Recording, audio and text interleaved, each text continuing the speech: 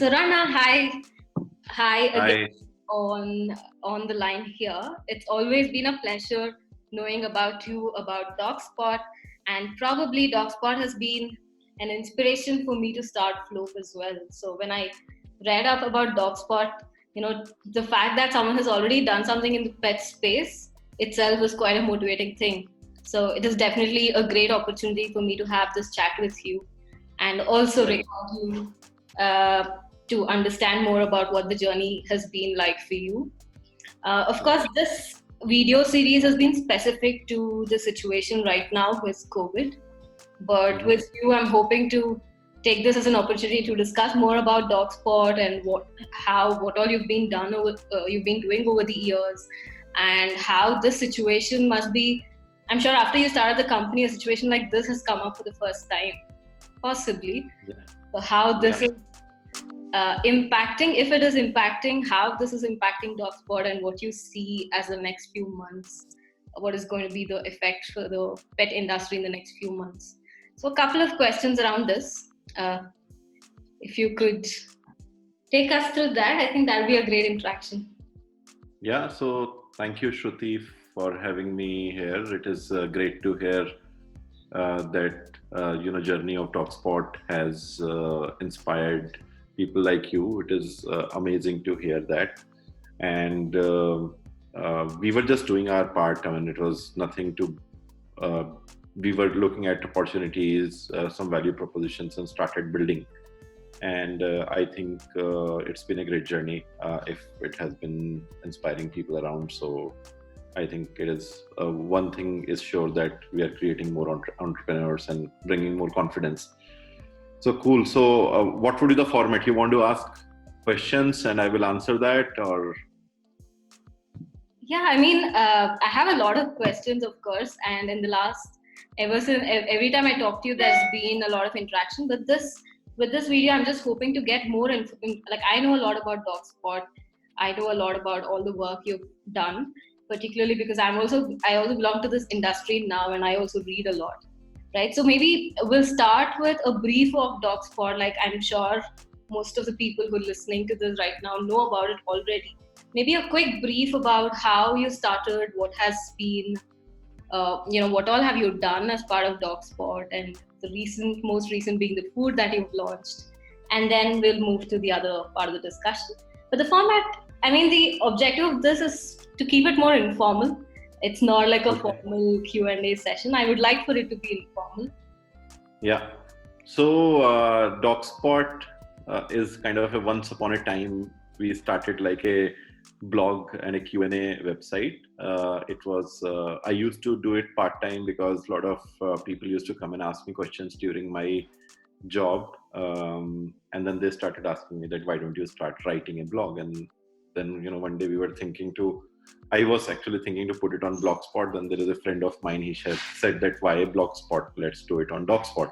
So that is how DocSpot came into existence. If you'll see very early times, it was only about writing information about how to do pet keeping, and we made it open for people to come and share their own knowledge, ideas, pet keeping. So it became a two-way platform, and then we started getting community around it. We made people's profile. People can talk to each other. They can come and list their own dogs and browse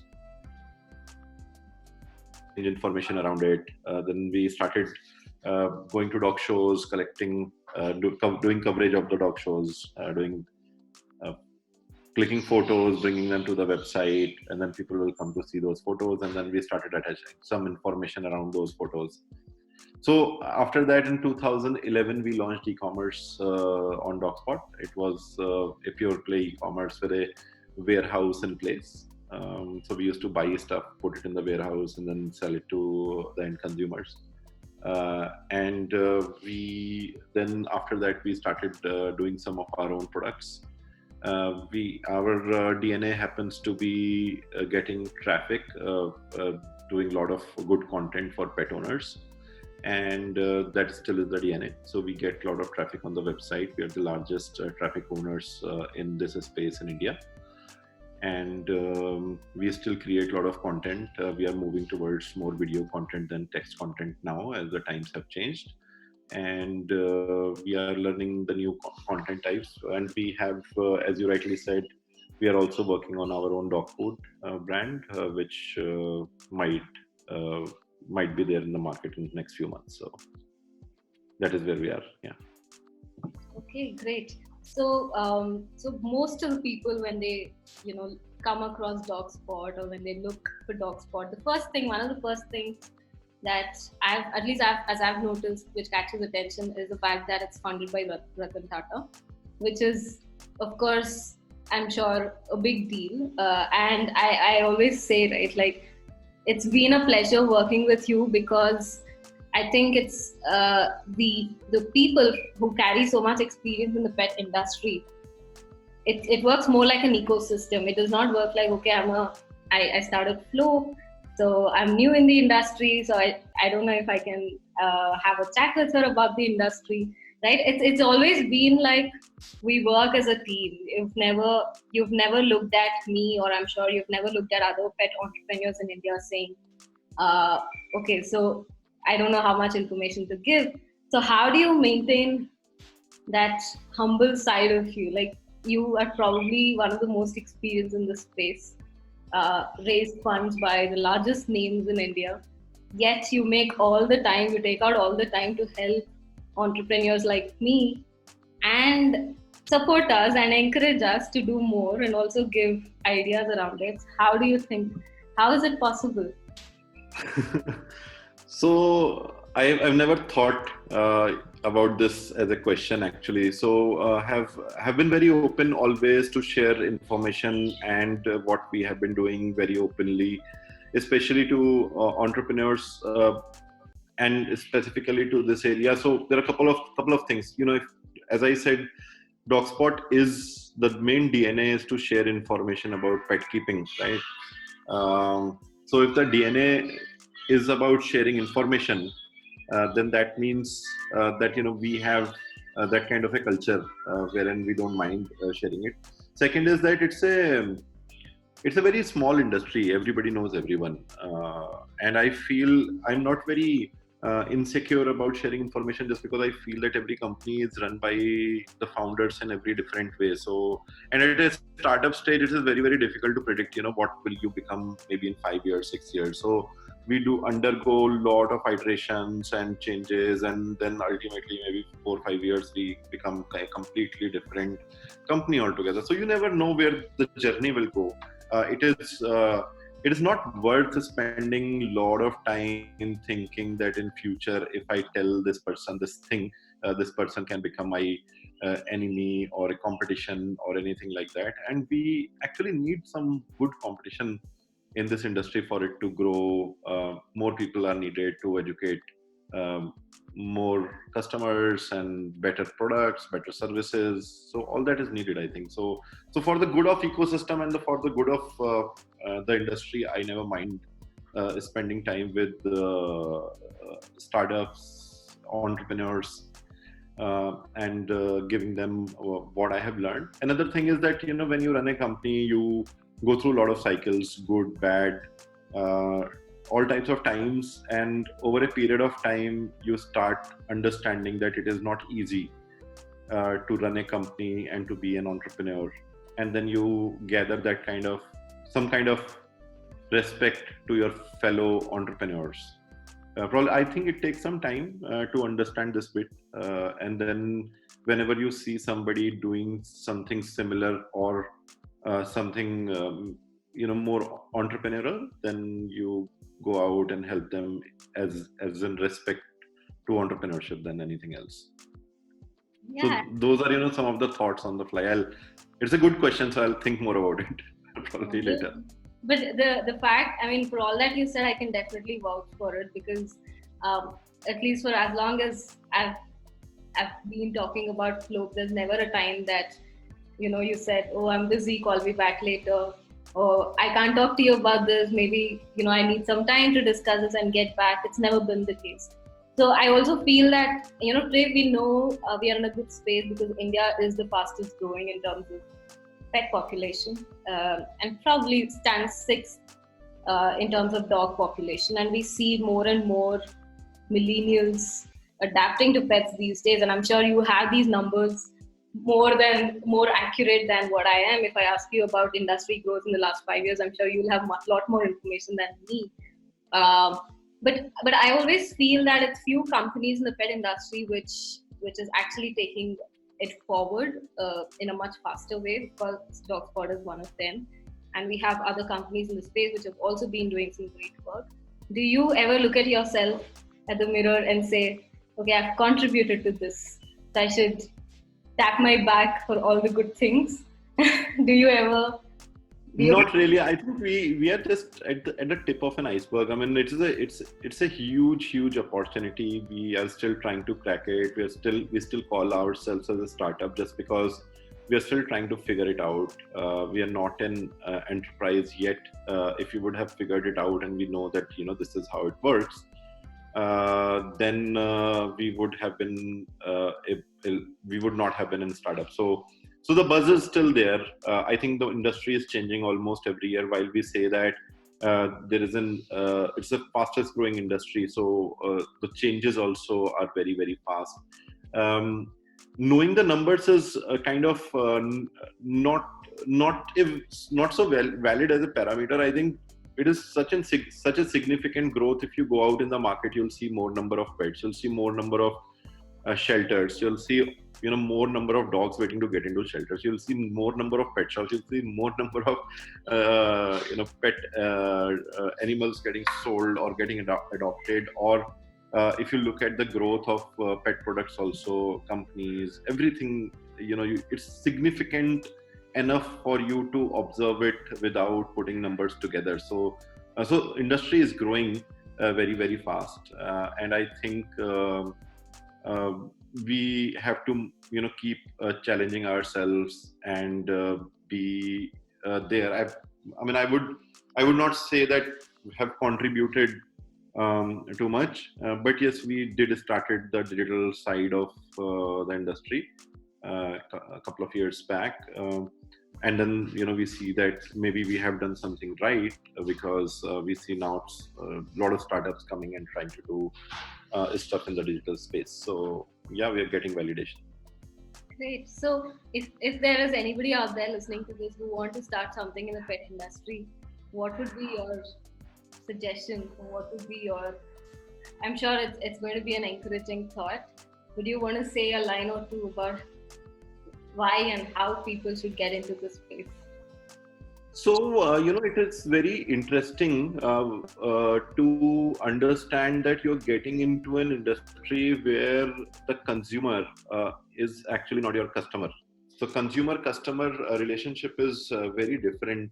It is unlike many other industry wherein you give a product and you get a feedback from the consumer who is also paying for it.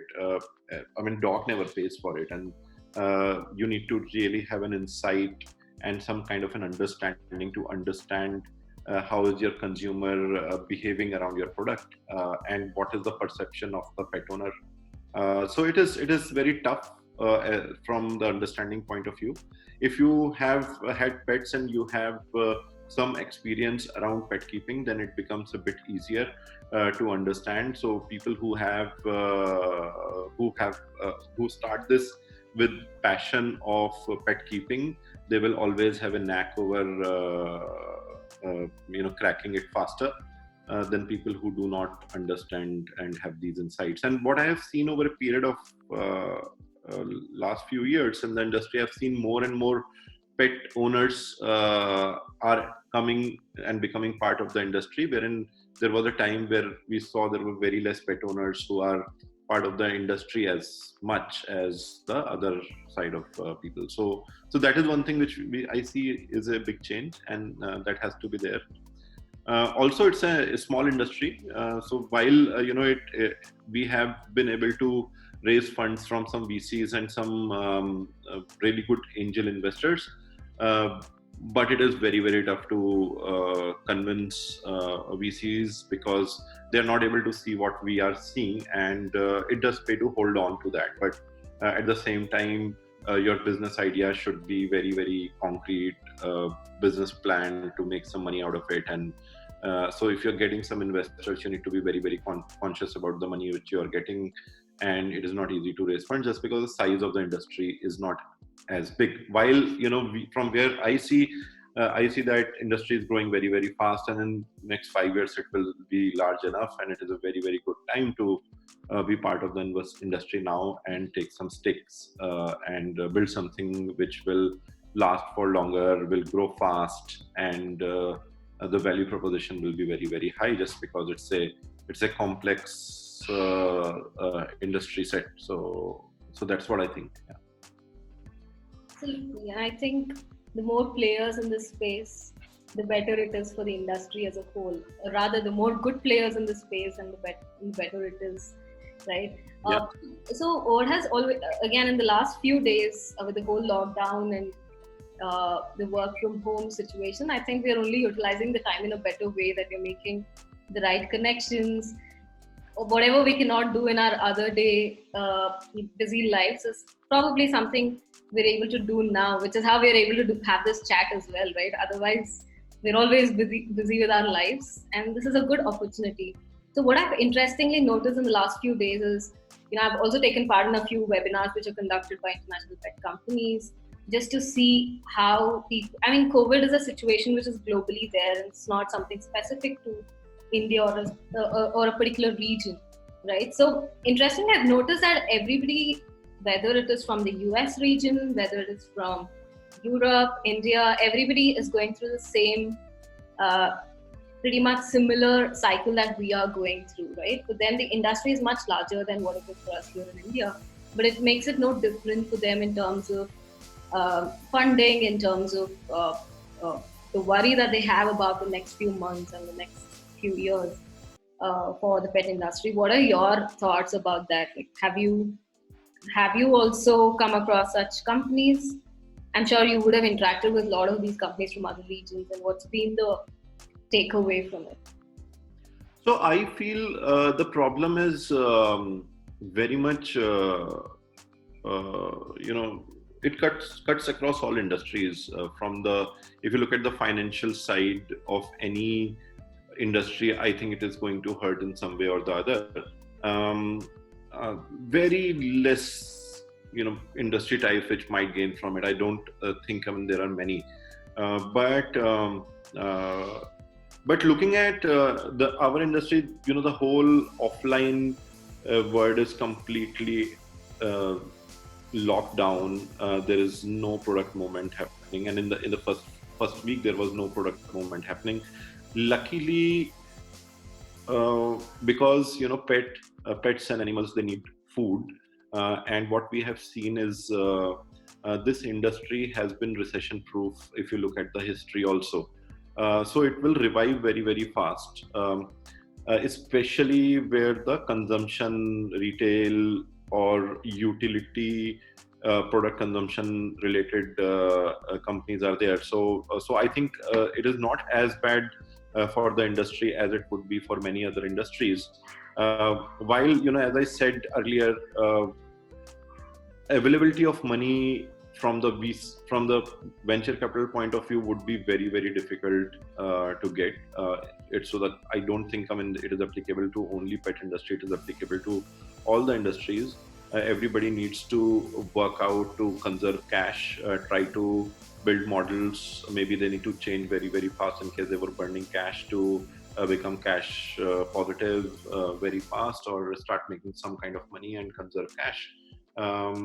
It is a very, very good time also to start looking at what you were not doing right. Probably, people are taking some time off from work, thinking about it.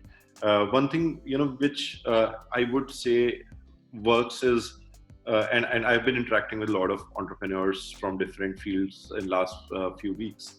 And what I have understood is that a lot of people might just get paralyzed, right? It is not about companies. People stop thinking in the right positive way just because, everything is stopped and there are news which can be depressing.